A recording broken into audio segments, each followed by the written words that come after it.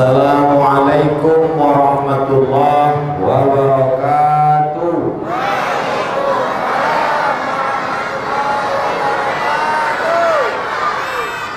Alhamdulillahi rabbil alamin. Allahumma salli ala sayyidina Muhammad wa ala ali sayyidina Muhammad. Yang sama-sama awak hormati Bapak Bupati, Bapak Wakil DPRD, Bapak Anggota Dewan, Ketua Majelis Ulama Indonesia, alim ulama, cerdik pandai, tokoh masyarakat, yang besar tak dihimbau gelar, yang kecil tak dapat disebut nama. Insya Allah semua yang hadir dan yang mengikuti pengajian ini dimuliakan Allah Subhanahu wa Ta'ala. Kalau awak mati, duit dibawa apa tinggal? Tinggal. Kalau awak mati, mobil dibawa apa tinggal? Tinggal. Yang dibawa mati sholat tarawih, sholat witir, sedekah, zakat, bangun masjid Nurul Hijrah, la ilaha illallah, subhanallah. Itulah yang akan dibawa menghadap Allah Subhanahu wa Ta'ala. Betul? Tapi semua amal ini hancur kalau kita melakukan yang tujuh macam yang disebutkan Nabi Muhammad sallallahu alaihi wasallam. Inilah hadis yang akan kita kaji malam ini insyaallah. Hadisnya ada dalam Sahih Al-Bukhari, ada dalam kitab Sahih Muslim. Kalau hadis itu ada dalam Sahih Bukhari, ada dalam Sahih Muslim, namanya muttafaqun alaih. Sepakat ulama bahwa hadis ini sahih, tak ada keraguan. Nanti kalau ada yang bertanya, apa yang disampaikan Ustadz Abdul Somad tadi? Ustadz Somad menyampaikan 7 macam yang merusak amal. Salat melayang, puasa hilang, salat tarawih terbang, infak dan sedekah tak dapat dibawa mati gara-gara 7 perbuatan ini. Di mana hadisnya? Ada dalam Sahih Bukhari dan Sahih Muslim. Siapa sahabat Nabi yang meriwayatkannya? Sahabat Nabi yang meriwayatkan hadis ini namanya Abdurrahman bin Sakhar Ad-Dausi, dikenal masyhur dengan nama Abu Hurairah radhiyallahu anhu. Suara apa joleh apa nak joleh? Yang pertama kata Nabi sallallahu alaihi wasallam, ijtanibu as-sab'al mubiqat. Jauhilah 7 yang dapat merusak amal. Mubiqat artinya menghancurkan amal, menghilangkan amal, tak jadi bekal menghadap Allah Subhanahu wa Ta'ala. Lalu sahabat bertanya, apa yang 7 itu ya Rasulullah?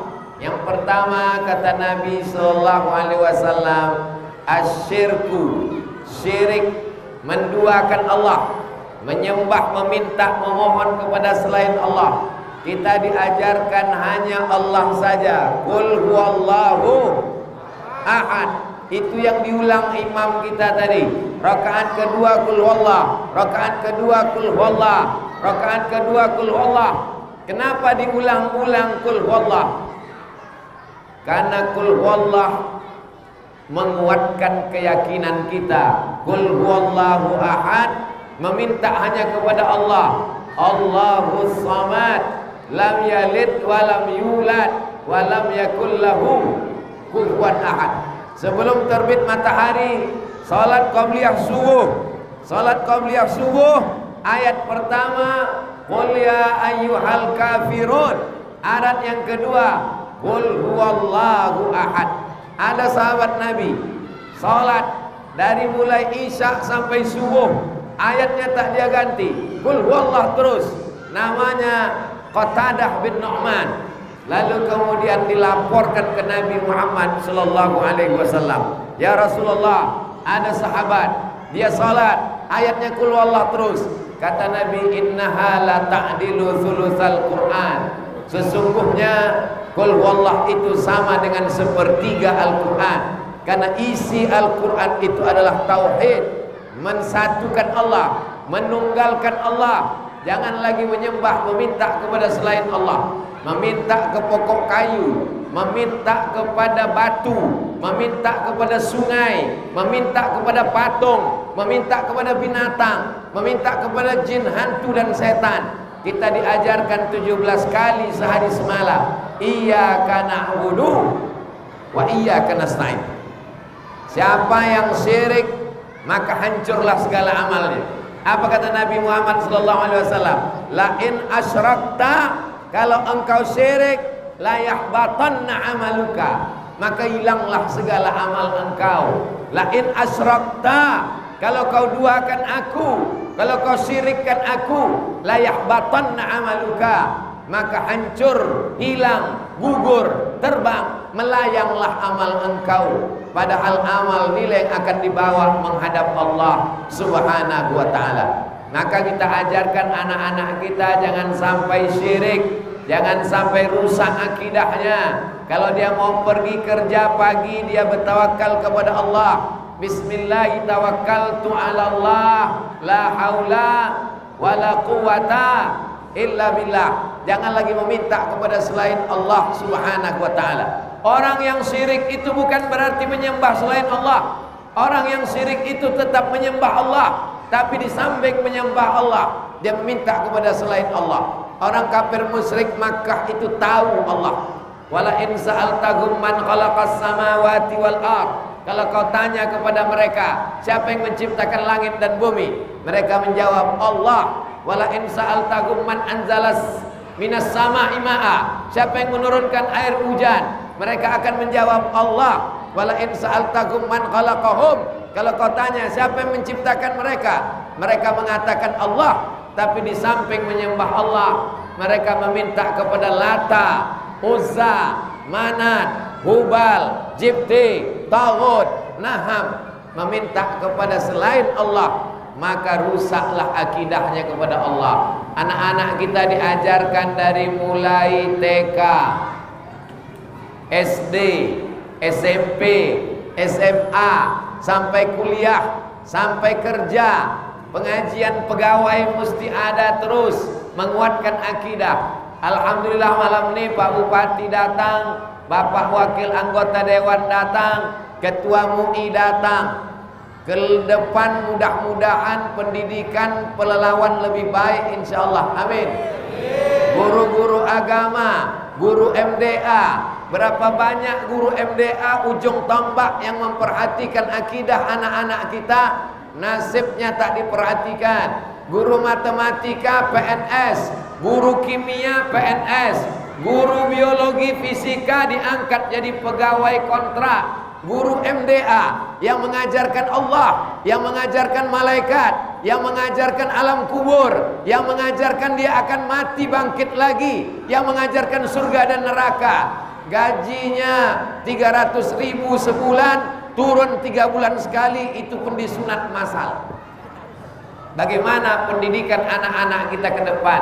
Alhamdulillah, saya tak perlu menyampaikan di kantor dewan, saya tak perlu datang ke kantor bupati dan Pak Dewan yang datang sholat tarawih bersama. Maka ini kesempatan menyampaikan amar ma'ruf nahi mungkar. Maka selesailah urusan insyaallah. Ada ketua MUI, ada bupati, ada anggota dewan, selesai. Guru-guru diseleksi oleh ketua majelis ulama. Masalah anggaran gajinya diajukan oleh anggota dewan. Bupati tinggal tanda tangan. Setuju?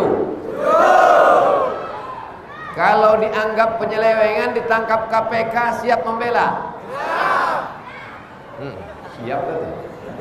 Bapak Ibu yang dimuliakan Allah Subhanahu wa ta'ala, maka tanggung jawab kita adalah bapak-bapak bertanggung jawab kalau istrinya, anaknya syirik, bininya meminta kepada tuyul, lakinya ikut bertanggung jawab.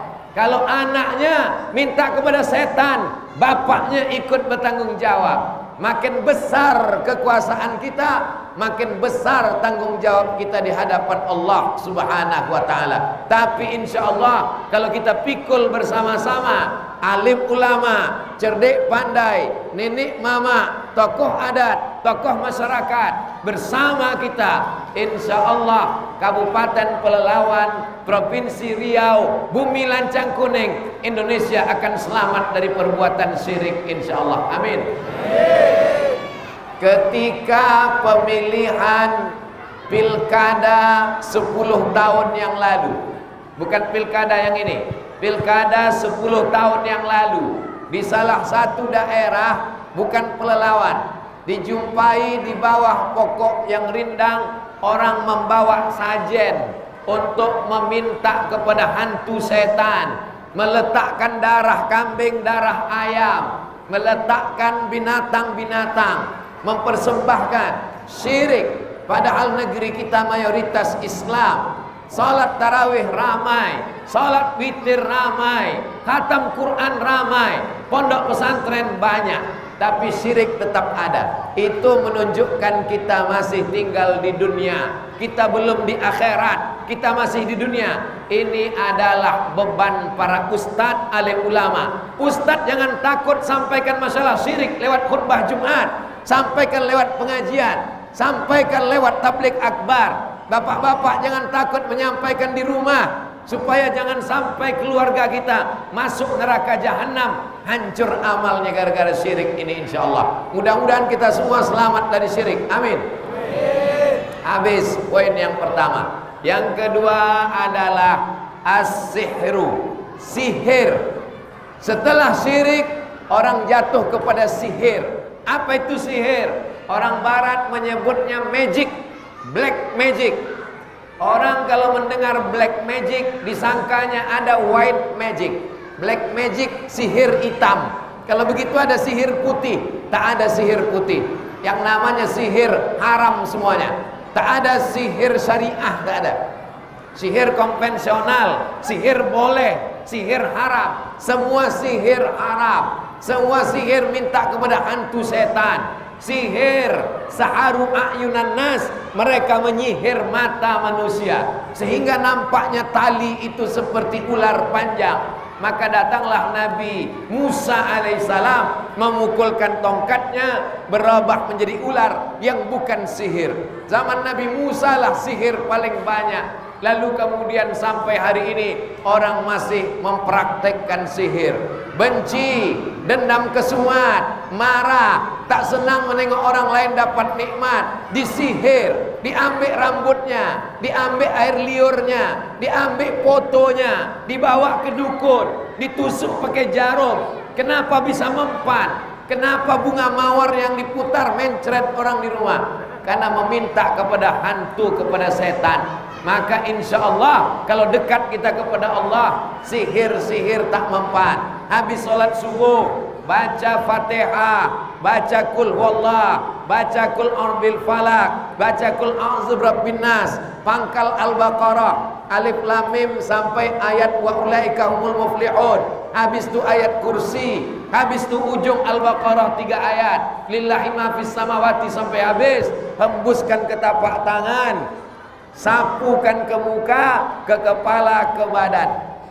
Habis sholat subuh sekali, habis sholat isya mau tidur malam sekali. Nanti pulang ke rumah baca Quran, tadarus. Setelah itu mau tidur malam baca sekali. Yang paling bagus diambil daun sidir. Daun sidir besarnya sebesar ibu jari. Daun bidara kata orang kita. Daun sidir, daun bidara, satu batang 20.000. Bukan saya jualan, saya baru membeli bulan lalu. Cari daun bidara, tingginya segini, tanam depan rumah, batangnya bisa besar. Daun bidara untuk mandi jenazah. Daun bidara untuk mandi orang kesurupan diganggu setan. Kesambet kata orang Jawa, kesapo kata orang Melayu.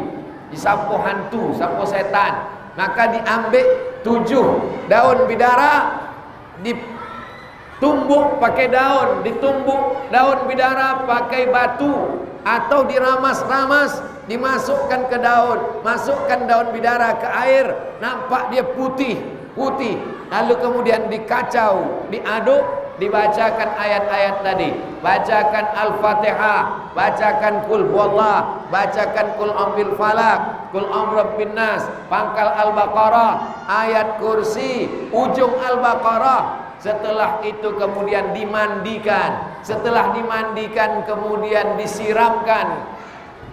Air yang sudah dibacakan tak boleh dipakai untuk basuh kencing, basuh BAB, cebok, haram. Karena air itu bersih, suci, maka air itu dihabiskan mandi atau disiramkan ke tanaman. Makin tinggi pokok kayu, makin kencang anginnya. Makin besar pokok kayu, anginnya puting beliung. Bapak punya duit, bisnis banyak, orang dengki. Bapak punya jabatan kekuasaan, orang hasad. Orang minta kerja, tak dikasih kerja, disantetnya, dibacakannya mantra-mantra. Anak gadis cantik, dipinang tak diterima, dukun bertindak. Ini semua perbuatan setan. Perbuatan ini disebut dengan sihir. Di sebagian tempat disebut dengan tuju.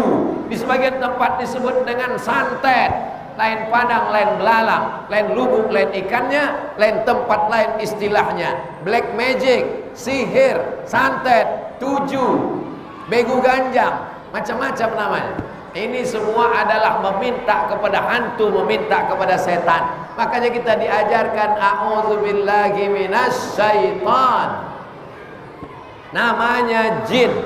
Jin ini terbagi dua. Ada jin yang baik, namanya jin Islam. Ada jin yang tak baik, namanya jin kafir, setan. Induk dari setan adalah iblis. Kita minta kepada Allah Subhanahu wa taala pagi, petang, dan malam. Nabi mendoakan cucunya Hasan Husain, dihembuskan kepalanya. U'izukuma bikalimatillahi tammati min kulli syaitanin wa hammati wa min kulli ainin lamma. Bismillah, ku sebut nama Allah alladzi la yadurru ma'asmihi syai'un fil ardi wala fis sama. Dengan ku sebut nama Allah, tak ada yang bisa memudaratkan baik di bumi maupun di langit. Ustaz Somad masuk hutan, keluar hutan, masuk ke suku Talang, masuk ke suku Akit, tidur di Penyalai, 7 hari 7 malam menelusuri Sungai Kampar, dari mulai Pangkalan Kerinci, singgah sampai ke Penyalai, tidur di Penyalai, masuk ke Talang Mama, masuk ke suku Anak Dalam, masuk ke suku Kubu, masuk ke suku Akit.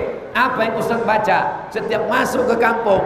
Bismillahi tawakkaltu ala Allah, la haula wala quwata illa billah. Mau tidur malam baca ayat kursi, Allahu la ilaha illa huwa al hayyul qayyum la ta'khudhuhu sinatun wala naum lahu ma fis samawati wa ma fil ard man dzal ladzi yashfa'u indahu illa bi izni ya'lamu ma baina aydihim wa ma khalfahum wa la yuhituna bi syai'in min ilmihi illa bima syaa wasi'a kursiyyuhu samawati wal ard wa la ya'uduhu hifdzuhuma wa huwal aliyyul azim. Minta lindung kepada Allah Subhanahu wa taala. Tidak ada meminta kepada yang lain. Idza sa'alta fas'alillah, kalau kau minta, minta kepada Allah. Wa idza sta'anta fasta'in billah, kalau minta tolong kepada Allah Subhanahu wa taala. Yang pertama syirik, yang kedua sihir, yang ketiga qatlun nafsil lati harramallahu illa bil haq, yang ketiga adalah membunuh. Sekarang orang ringan saja membunuh. Naik motor di jalan, motor orang lebih laju, cabut pistol, tembak, mati. Merampok, minta duit, minta rokok, tak dikasih, bunuh. Nyawa orang macam nyawa lalat dia buang. Dalam Islam diajarkan, man qatala nafsan bighairi nafsin faka'annama qatalan nasa jami'a. Siapa yang membunuh satu orang, maka dia sama seperti membunuh semua orang. Dalam Islam, orang yang membunuh tidak dipenjara. Orang yang membunuh tak masuk penjara, karena dia hanya akan menghabiskan jatah negara saja, menghabiskan APBN saja. Pembunuh ini dipancung kepalanya. Setuju? Nanti kita pancung kepala. An-nafsu bin nafsi, orang yang membunuh maka dia dihukum bunuh juga, dipancung kepalanya, bukan digantung, bukan ditembak, dipancung, digantung, ditembak jantung. Menurut ilmu kematian, katanya digantung itu sakit, patah lehernya. Saking sakitnya keluar sperma. Orang yang bunuh diri waktu tergantung, ditendangnya kursi, jatuh dia ke bawah, patah lehernya. Siapa yang ada niat mau bunuh diri, pikirlah baik-baik. Orang yang ditembak jantungnya, itu tukang eksekusi, tukang tembak, dia tak tahu senapan mana yang ada pelurunya. Kenapa? Karena yang menembak itu 10 orang, yang punya peluru cuma 1. Kenapa? Karena dia tidak mau merasa berdosa seumur hidup sudah membunuh. Jadi pelurunya 1, walaupun yang menembak 10 orang, pelurunya 1, sehingga masing-masing tak merasa dia yang membunuh. Kau membunuh? Enggak, mungkin pelor enggak ada pedoang. Semuanya tidak merasa ada peluru yang menembak. Begitulah mereka takut membunuh. Menembak tangkai jantung, matinya lama. Diikat leher, jatuh ke bawah, patah. Tapi ketika orang dipancung tengkuknya, maka ketika pedang itu kena ke tengkuknya, langsung dia pingsan dan mati. Karena kalau memukul orang dari tengkuk, langsung pingsan, lalu kemudian mati. Jadi menurut ilmu kematian, ditembak, digantung, dipancung, maka dipancung lebih ringan. Tapi itu prediksi saja. Karena yang kena pancung, kena gantung, dan kena tembak belum pernah hidup lagi diwawancarai untuk bercerita bagaimana rasanya. Tapi dalam Islam diajarkan nyawa amat sangat berharga. Maka siapa yang membunuh, hukumannya adalah neraka jahanam, kekal selama-lamanya dalam neraka. Lalu kemudian kalau orang sudah membunuh, maka dia dihukum mati. Lalu kemudian kalau keluarganya memaafkan, fa in ufiya lahu min akhihi syai'un fattiba'un bil ma'ruf. Kalau keluarga memaafkan, maka dibayarlah diat. Diat itu 100 ekor onta. Di tempat kita tak ada onta, maka dia membayar. Karena tak ada onta, maka dibayar dengan 1000 dinar. 1 dinar itu beratnya 4,25 gram emas. 4 juta kali 1000 sama dengan 4 miliar. Jadi kalau ada orang membunuh, maka dia mesti membayar denda 4 miliar kalau keluarganya memaafkan. Begitulah dalam Islam. Jangan sampai kita membunuh orang, jangan sampai dalam hati kita ada niat untuk menyakiti orang. Karena dalam Islam membunuh sama dengan merusak segala amal kita di hadapan Allah Subhanahu wa taala. Kita lanjutkan yang keempat. Pertama, syirik. Yang kedua, sihir. Yang ketiga, membunuh orang tak bersalah. Yang keempat adalah aklu riba, memakan riba. Alhamdulillah, orang Riau tidak ada alasan lagi makan riba, karena 12 bupati, wali kota, tambah gubernur sudah setuju untuk merubah Bank Riau Kepri menjadi Bank Riau Kepri Syariah. Sekarang sedang menggesa menuju Bank Riau Kepri Syariah. Saya mengajak kepada semua jamaah di Masjid Nurul Hijrah yang menonton program ini, supaya besok pagi ke bank, pindahkan semuanya duitnya ke bank syariah. Setuju? Banyak yang tak berbunyi. Alihkan duitnya semua ke bank syariah. Bank Mandiri Syariah, BRI Syariah, BNI Syariah sudah menyatu menjadi satu, namanya BSI, Bank Syariah Indonesia. Ada lagi namanya Bank Muamalat yang paling tua. Ada lagi namanya untuk kita di Riau, namanya Bank Riau Kepri Syariah. Jangan sampai makan riba. Yang sudah lalu-lalu apa boleh buat. Mudah-mudahan Allah mengampunkan semua dosa makan riba.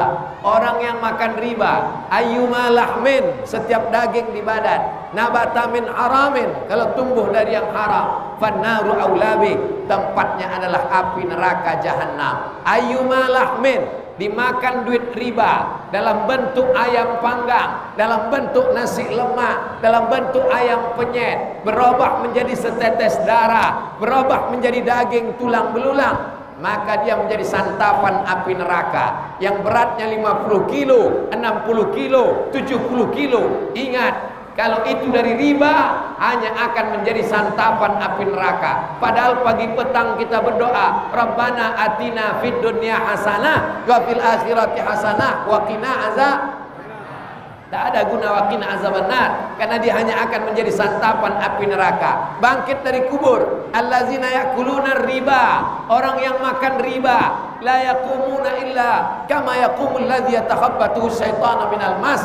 Bangkit dari kubur macam orang bangkit dari kerasukan setan. Kalau pernah Bapak Ibu menengok orang kerasukan setan, orang kesambat, orang tersapo, orang diganggu hantu, begitulah dia akan bangkit dari kubur nanti gara-gara makan riba. Sudah kusampaikan kepada jamaah, tinggal jamaah besok pagi mengalihkan tabungannya ke Bank Riau Kepri Syariah, Bank Syariah Indonesia, Bank Muamalat di Kabupaten Pelalawan, di Pangkalan Kerinci. Ketiga-tiga ini ada insyaallah. Amin. Janji besok pagi jam 9 ke bank. Yang tidak melakukan, aku tak tanggung jawab di akhirat nanti. Bapak Ibu yang dimuliakan Allah Subhanahu wa taala, saya ceramah tak ada berbelok-belok. Saya ceramah tak ada memilih-milih kata, lembut-lembut, berbaik-baik, tak ada. Langsung saja, to the point saja. Yang setuju alhamdulillah, yang tak setuju pergi balik, kolak sudah menunggu di rumah. Bapak Ibu yang dimuliakan Allah Subhanahu wa taala, yang pertama syirik, yang kedua sihir, yang ketiga membunuh, yang keempat makan riba, yang kelima akli malil yatim, memakan harta anak yatim. Ini hati-hati yang mengelola anak yatim, yang punya panti asuhan, yang punya kebun sawit, tapi ternyata punya anak yatim. Seorang ibu, suaminya mati, meninggal, punya anak laki-laki, ibu cuma dapat 1/8. Kalau 1 miliar, ibu cuma dapat 125 juta. Yang 875 ini punya anak. Ibu nikah lagi, dapat suami baru, berondong, diambilnya tanah, makan haram, makan harta anak yatim. Maka bagikan kepada anak, tunggu setelah dia dewasa. Faman kana ghaniyan falyasta'fif. Kalau kau kaya, kalau kau mampu, jangan makan harta anak yatim. Faman kana faqiran, tapi kalau miskin, susah, tak ada duit, falyakul, boleh. Ibu-ibu yang mengelola harta anak yatim, menerima sawit anak yatim, menerima pokok karet gotah anak yatim, mengurus ruko anak yatim, mengelola panti asuhan, falyakul bil ma'ruf, boleh dia makan sebatas standar. Kalau di Pelalawan standar upah minimum kabupaten, UMK, upah minimum regional. Kira-kira kalau mengurus 10 hektar sawit di Kabupaten Pelalawan, berapa layaknya digaji? 5 juta, dia ambil 5 juta, boleh. Tapi kalau dia ambil 6 juta, berarti dia curang. Man ghassana falaysa minna. Siapa yang curang bukan umat Nabi Muhammad sallallahu alaihi wasallam. Alhamdulillah, Badan Amil Zakat Nasional Kabupaten Pelalawan memperhatikan anak yatim, memperhatikan duafa. Sudah dibuka di Pelalawan Basmat. Badan Amil Zakat Pelalawan membuka Basmat. Basmat hasilnya dibagikan kepada yatim, duafa, fakir miskin. Sudah ada 2 basmat. Belanjalah ke basmat, beli kurma, beli beras, beli minyak, beli tepung, beli kue, belanja ke basmat. Saya bukan cuma mengajak, saya sudah belanja dan sudah foto-foto, sudah di-share di Instagram, mengajak Kabupaten Pelalawan. Nanti ke depan 2 sudah dibangun di Pangkalan Kerinci, 1 lagi nanti akan dibangun, dibuka di sore insyaallah. Kita berharap kabupaten lain terinspirasi dari Pelalawan. Sebagaimana di Pelalawan bisa membuat basmat, belanjalah kita ke tempat yang kira-kira kalau orang itu untung duitnya untuk fakir miskin, anak yatim dan duafa. Jangan mengkayakan orang yang sudah kaya. Kalau kita belanja ke Basmat, duitnya akan balik kepada umat. Nanti mau belanja tepung, mau belanja kue hari raya, mau belanja sirup, mau belanja kurma, belanja ke Basmat. Janji. Yang berjanji suruh bagi belanja. Yang diam tanda setuju. Karena dalam hadis dikatakan as-sukutu alamatur ridha, diam tanda setuju. Maka belanja kita bukan sekedar membeli. Kalau kita beli air ini, kira-kira orang yang menjual air ini, kalau dia dapat duit hanya untuk dunia apa akhirat, maka belanjalah ke warung tetangga, belanja ke warung sebelah, membantu anak dia sekolah, membantu anak dia di pesantren, di Basmat. Kalau beruntung, maka duitnya akan kembali lagi diputar untuk umat. Ini program bagus. Tak semua kabupaten punya, tak semua kota punya. Kecerdasan ustadz-ustadz kita yang mengelola ini, dari Badan Amil Zakat Kabupaten Pelalawan, kita ancurkan jempol. Tidak hanya sekedar mengambil duit dari pegawai, zakat potong atas, tapi dikelola dengan baik. Ada yang produktif, tidak hanya konsumtif, tidak hanya sekedar ambil kumpul bagi, tapi dikembangkan sehingga masyarakat sadar. Ustadz berceramah di masjid, sampaikan khutbah, sampaikan tausiah, belanjalah ke warung sebelah, belanjalah ke tetangga, supaya jangan sampai anak yatim susah. Pendusta agama bukan orang liberal sekuler. Pendusta agama adalah orang yang menyia-nyiakan anak yatim. Ara'aital ladzi yukadzibu biddin. Tahukah kamu siapa itu orang yang mendustakan agama? Fadzalikal ladzi yad'ul yatim. Sanggup dia makan kolak 5 piring, anak yatim buka puasa pakai garam. Maka kita periksa 40 rumah ke kanan, 40 rumah ke kiri, 40 rumah ke depan, 40 rumah ke belakang. Tengok, periksa lagi anak-anak yatim kita. Periksa anak yatim, jangan yang anak yatim yang emaknya masih muda saja. Periksa semua anak yatim yang susah. Cek, jangan menyantuni anak yatim cuman di bulan puasa saja. Karena anak yatim laparnya bukan cuma bulan puasa. Perut anak yatim sama macam perut kita. Jangan siksa anak yatim, dipajang di depan orang ramai. Saya sudah tanya sama anak yatim yang sudah dewasa, selama kalian jadi anak yatim, kapanlah yang paling menderita? Yang menderita adalah waktu bulan puasa, dipajang di depan orang banyak, disapu kepala, dikasih duit, dipoto, sampai di rumah duitnya cuma 5.000 perak. Menyiksa anak yatim. Kalau kita mau memuliakan anak yatim, beli beras, beli gula, beli minyak, beli roti, belikan pakaian, masukkan ke plastik, antar ke rumahnya. Jangan dipoto, jangan ditampakkan wajahnya di internet. Kalau saya menyantuni anak yatim, fakir miskin, duafa, wajahnya ditutup pakai gambar love, I love you anak yatim. Jangan nampakkan wajahnya, karena dia juga manusia. Dia malu gambarnya dipertontonkan di Instagram, di Facebook. Kita sedang melecehkan anak yatim. Anak yatim jangan jadikan pengemis. Anak yatim kita muliakan. Datang ke sekolahnya, tanya Pak Kepala Sekolah, berapa anak yatim di sini?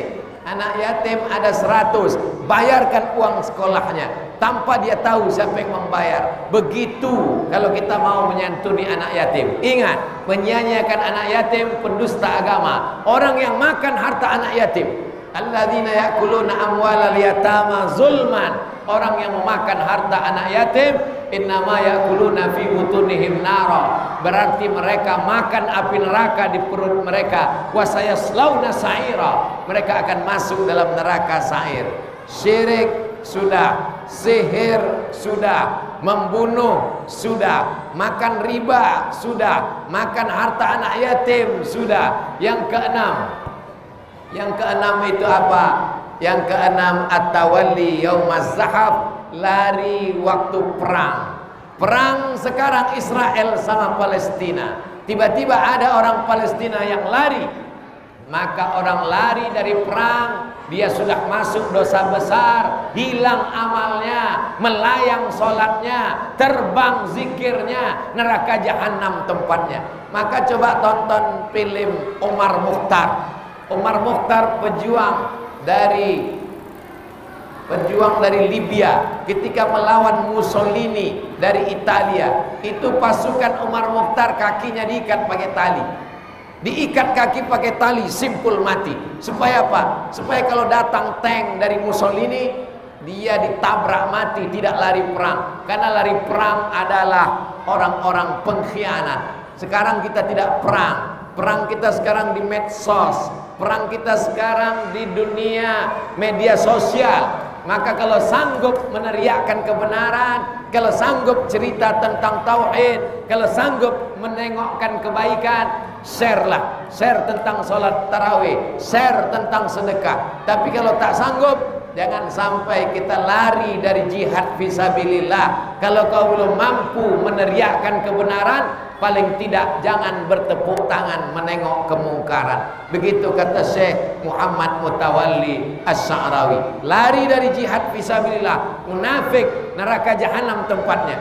Innal munafiqin, orang munafik, fid darkil asfali minan nar, tempatnya adalah kerak neraka jahanam. Terakhir yang ketujuh, qazful muhsanat al-mu'minat al-ghafilat al-mu'minat, menuduh perempuan yang baik-baik berzina. Ada perempuan baik, sopan, santun, menutup aurat, dituduhnya berzina. Hukumannya 80 kali cambuk. Alladzina yarmunal muhsanat, orang yang menuduh perempuan baik-baik buat zina, walam ya'tu bi arba'ati syuhada, dia tak sanggup mendatangkan 8 saksi, fajliduhum samanina jaldah, cambuklah mereka 80 kali cambuk. Kalau yang berzina, az-zaniyatu waz-zani, pezina perempuan, pezina laki-laki, fajliduhum samanina jaldah, cambuk dia 100 kali. Kalau belum menikah, kalau sudah menikah, tanam satu badan ke dalam tanah, lempar batu sampai mati. Asy-syaikhu wasy-syaikhatu, pezina laki-laki, pezina perempuan, sudah menikah, sudah bersuami, sudah berbini, selingkuh, pelakor, pebinor, farjumuhum batta, lempar batu sampai mati. Begitu hukum Islam. Tapi menuduh orang baik, bedanya cuma 20 kali saja, pelakunya 100 kali, orang yang menuduh 80 kali. Maka jangan tuduh macam-macam. Tapi kadang orang salah pakaian. Orang baik pakai pakaian tak baik, sehingga difitnah orang. Pakaian tak baik, pulang jam 2 malam, tidak pakai mahram. Ketika dituduh kamu berzina, kamu aja yang sukuzon. Ini pulang tarawih. Mana ada pulang tarawih jam 2 malam? Pakai pakaian seksi. Maka siapa yang bertanggung jawab? La yadkhulul jannata dayus, tak masuk surga laki-laki dayus. Ayah, datuk, paman, pakcik, abang, kamu laki-laki sebagai ayah, laki-laki sebagai abang, laki-laki sebagai datuk, laki-laki sebagai paman, bertanggung jawab terhadap anak kemanakan.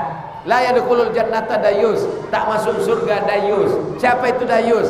Alladzi la yagharu ala maharimihi, tak ada rasa cemburu kepada mahramnya. Anak perempuannya keluar rumah tak menutup aurat, dibonceng laki-laki tak mahram, tak ada hubungan pernikahan, diam saja.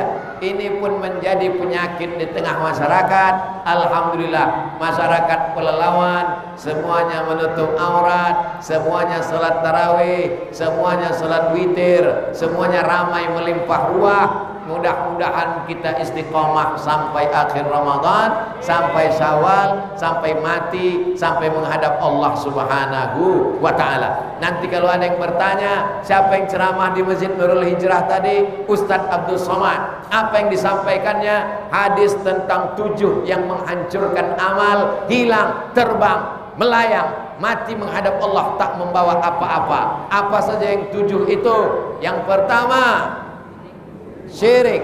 Yang kedua, sihir. Yang ketiga, membunuh. tanpa alasan. Yang keempat, makan riba.